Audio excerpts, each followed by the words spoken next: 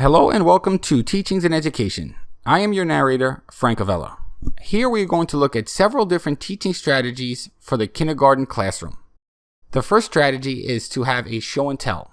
For example, allow students to bring in something that they want to show off, or bring in a picture of a parent or guardian. Storytelling and kindergarten go hand in hand. It's setting up the stage for children to become lifelong readers. It brings language into their lives in an entertaining way. Overall, students are more successful when their parents get involved in their learning. And it's even more important for younger children. Due to the recent pandemic and the need for virtual learning, educators must first teach their students how to effectively use technology. For example, how to turn on a computer camera.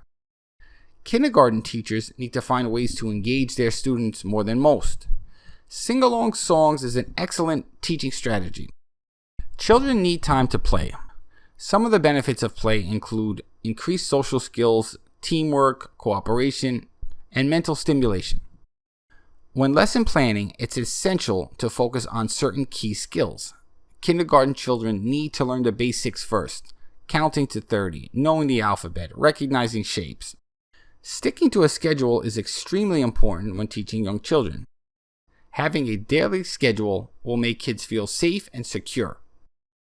Teachers should continually ask them open questions, where they have an opportunity to work on their speaking and get more practice.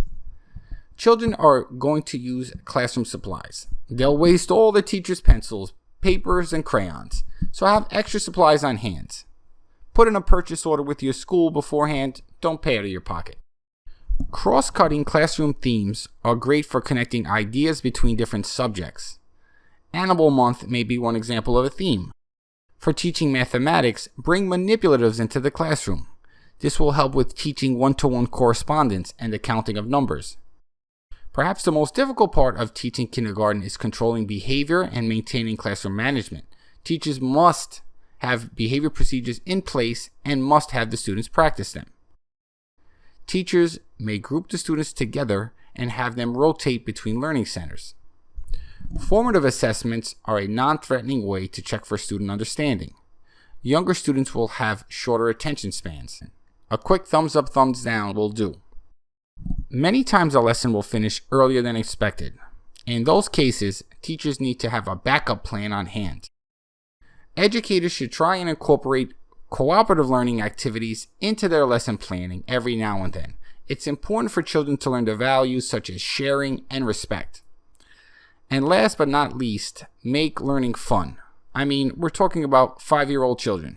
We want them to look forward to coming to school every day.